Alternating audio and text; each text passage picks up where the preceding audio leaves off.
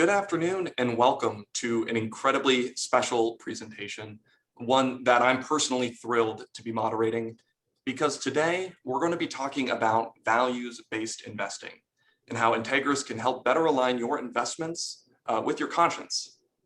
For those of you who don't know me, my name is Ken Cranstone and I'm an associate advisor with the firm. I'm joined today with Allison Barrientos and Mike Levy, both firm partners, who will be discussing this new portfolio offering. But before we dive in on that discussion, I just want to say thank you all for attending.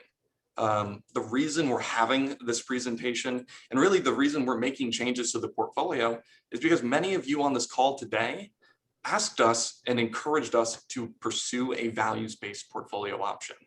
So I just really want to reiterate that it's because of your engagement that we're able to see changes like this, and I really can't emphasize that enough. A quick note on the structure of today's presentation. Our goal is to keep things short and sweet and have you back to your work days by 12:30.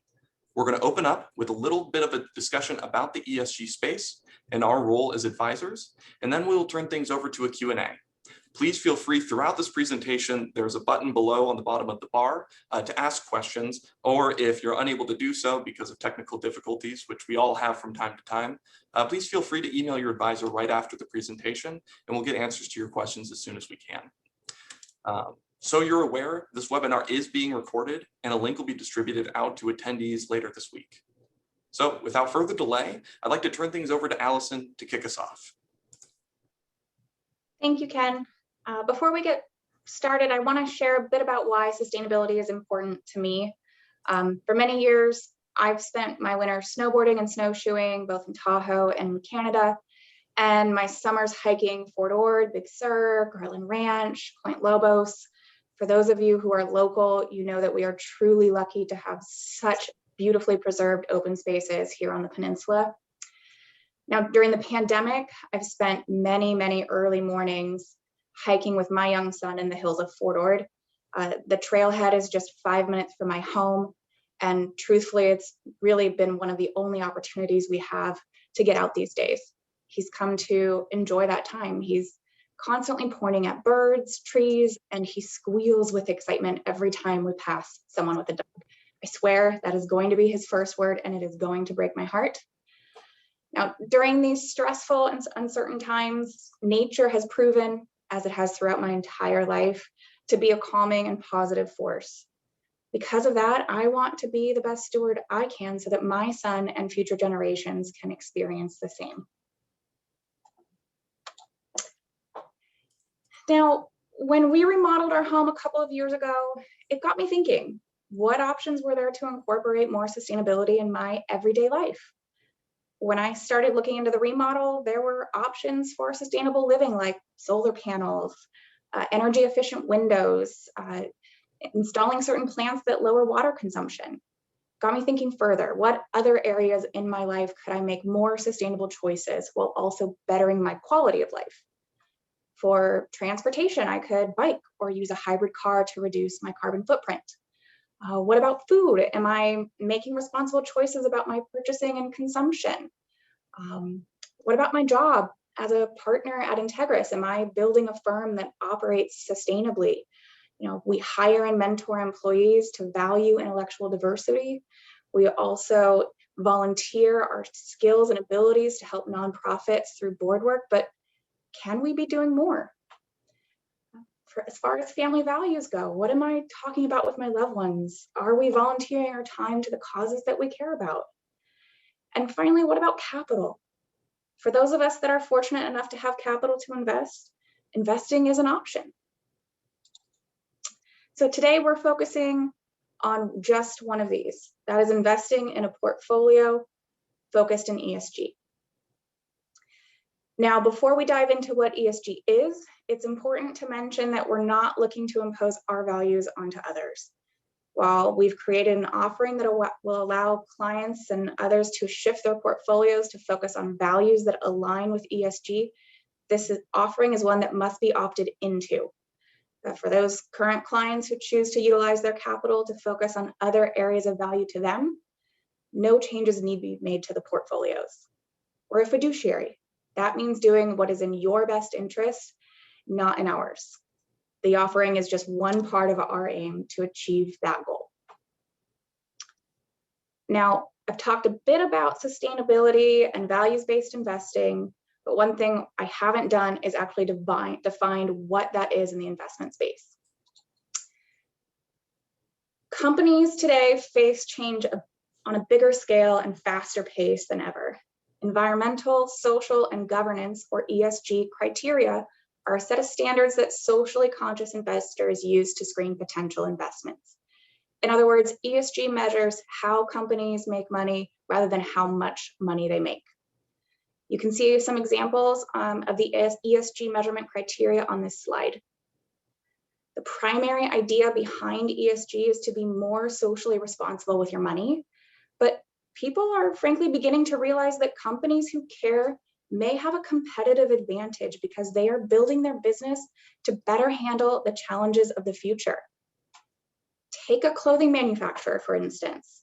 If one company uses twice as much water per unit than their competitor, the higher water use may not be completely captured in their financial reports. Although they may record a higher water bill, it doesn't account for the business risk a company faces if there's a water shortage or a spike in water costs. Now, one question you may be asking yourself is, why is Integris focusing on this now? And to answer that question, I'd like to turn it over to our Chief Investment Officer and resident investment guru, Mike. Could you please tell us what prompted us to formalize in investing in this space? Yeah, thank you, Allison. I like the investment guru title there.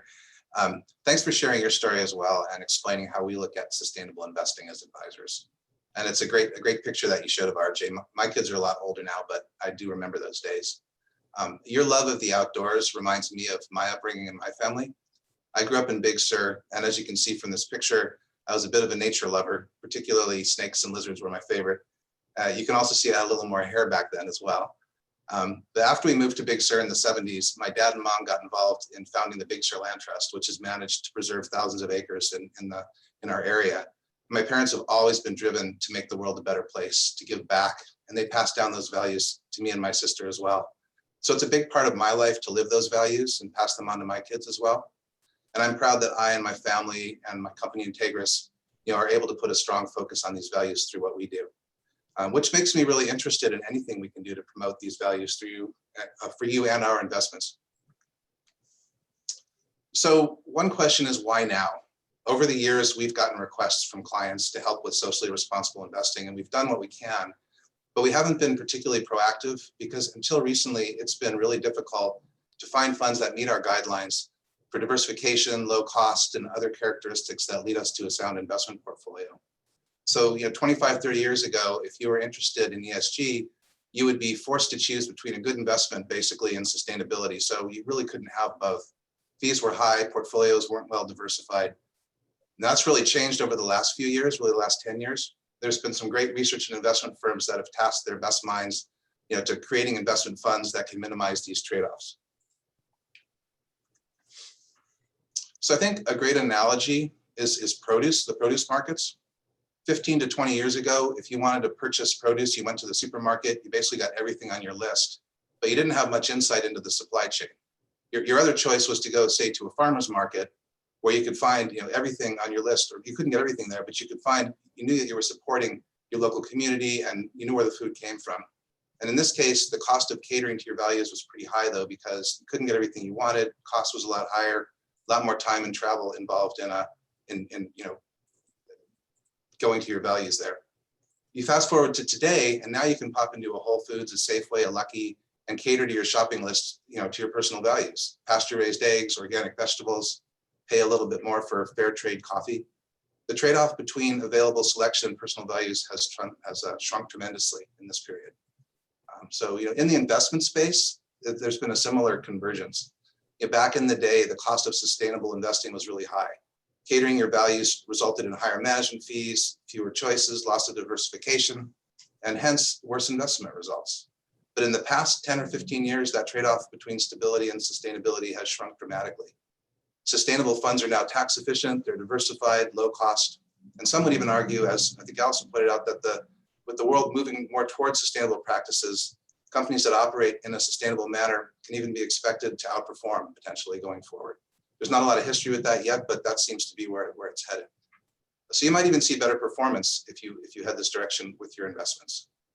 So now I would say you can shop your values in the supermarket. You can also shop your values in the investment marketplace as well. So jumping into what we're doing in our approach here, diversification. Anyone who knows us knows that this is our mantra. Diversification is the one free lunch in investing, and when we approach ESG, it's no exception.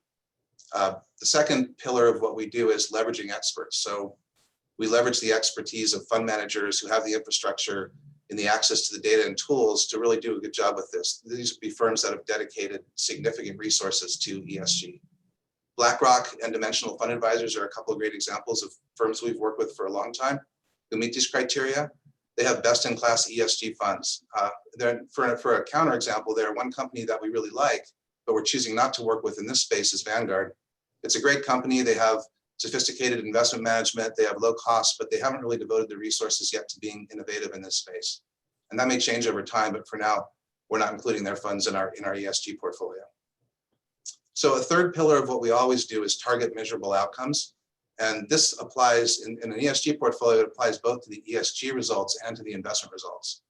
With ESG portfolios, we want to get measurably better ESG outcomes than standard portfolios would have, but we also need to limit concentration to risk so that we can deliver good investment results. Our ESG portfolio should generate similar investment performance over time, but for example, we're expected to generate about 35% lower carbon emissions per dollar than our standard portfolio would, and have measurably higher scores in the social and governance areas as well. And then the final pillar that we always focus on is low cost. Those are one of the primary drivers in our investment process, ESG and standard. So ESG is no exception here. These funds have historically been associated, as I mentioned earlier, with higher expenses due to higher research costs, due to smaller fund sizes. We've prioritized in finding the best of class ESG solutions that still are able to meet our criteria for low costs. And digging a little deeper into the portfolio that we're able to do, we've been talking about maintaining diversification. A common perception of ESG over time is that it requires an entirely new process, throw out the asset allocation out the window and do something different. In this case, we're able to actually create a portfolio that still has the same allocation to the asset classes we want to include without and have a good focus on ESG. You can see in this chart, the green area of the chart are going to be asset classes that we're able to either find ESG focused funds or investing in areas where the products out there are already have high ESG scores. And that represents about 80% of the portfolio. And so by keeping our robust, highly diversified asset allocation and swapping out some of these funds, we're still able to get good ESG results, and also keep the risk return profile the way we'd like to see it. You can see that the little white section on the bottom of the chart, these are areas where we're not able to find good ESG solutions right now, and that would be small international stocks, real estate stocks, high yield bonds, emerging market bonds. We think that's going to change over time, and there already some work being done there. There's just nothing at this time that we are comfortable with in the portfolio, but we think these areas still need to be represented to achieve broad diversification in your portfolio. And so finally, to cost, the effects of what's going on when we do ESG versus our standard. You can see it's not a big increase, a little bit, but we go from less than 0.2% to about 0.21% on the overall portfolio. That basically translates to $300 a year higher fund manager expenses on $1 million portfolio. So it's, if you're interested in doing this, it's not a big cost to do so. And you can also see from this chart, our focus on low cost in general. Our ESG portfolio is coming in a lot less expensively than the industry average at the far right of the chart there, 0.5%.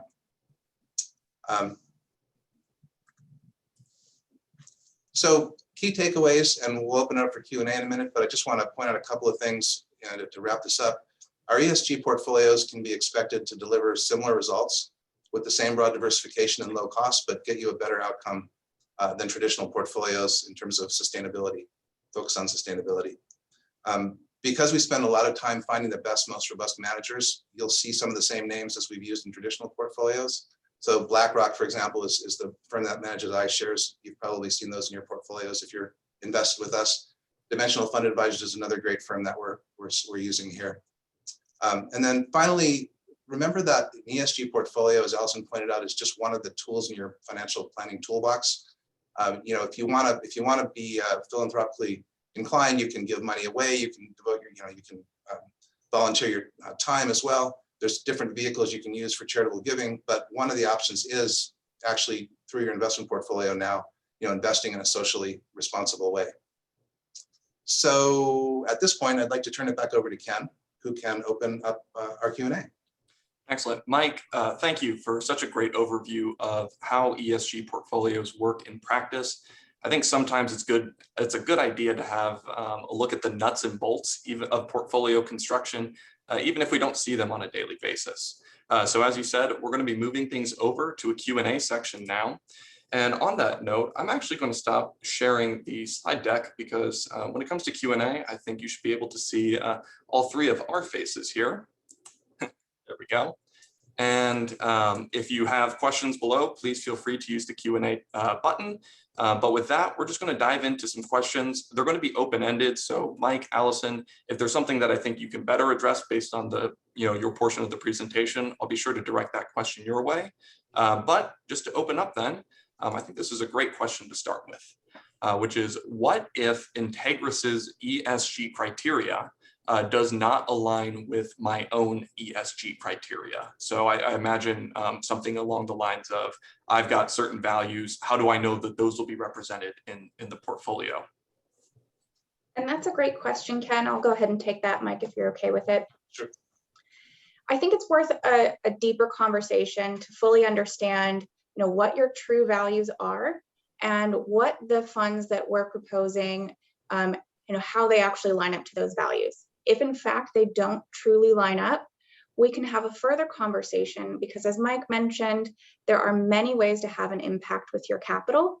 We can do additional research to see if there are other investment vehicles that may be appropriate for you, but we can also talk about other ways to have an impact. So things like, charitable remainder trust, a donor advised fund, things like that would be a worthwhile discussion. Excellent. Thank you, Allison. Another question here. This is a great one. Is there a specific example of a major company that wouldn't be included in an ESG portfolio versus our current allocation?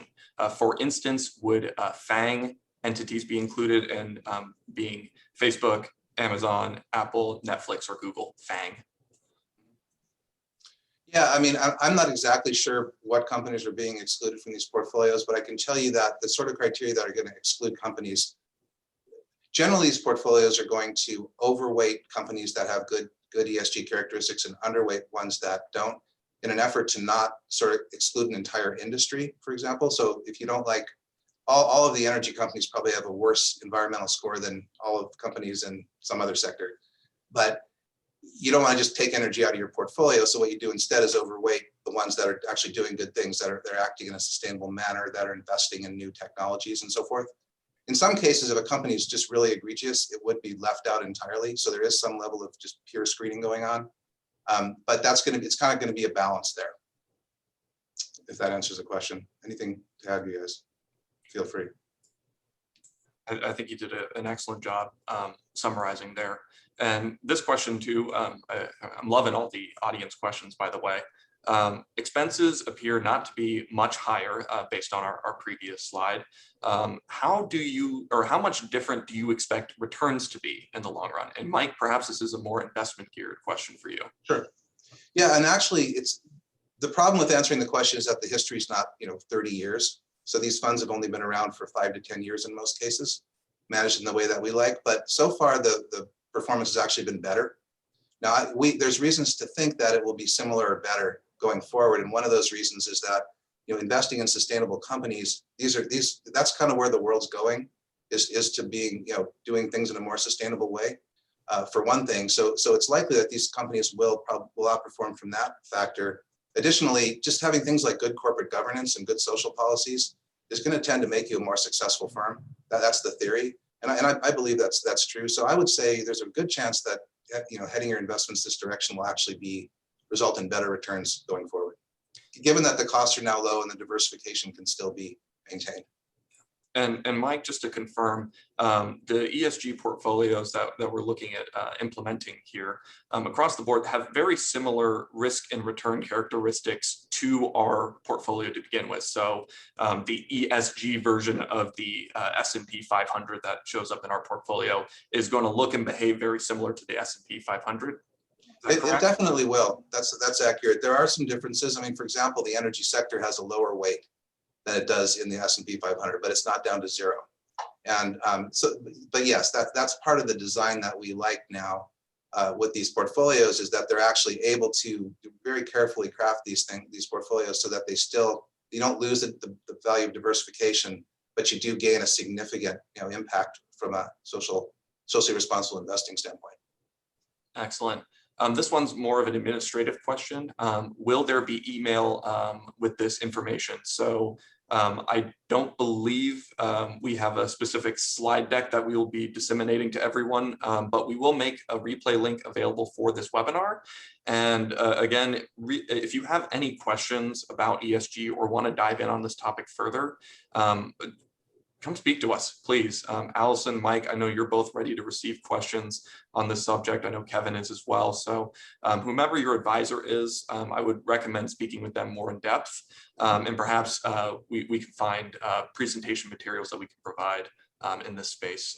But from a compliance perspective, we want to make sure that what we're getting out is appropriate and approved along firm guidelines.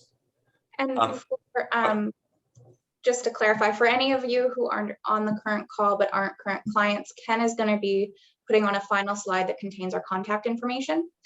You'll be able to revisit that if you don't get to write the information down when we send out the confirmation email with the webinar recording.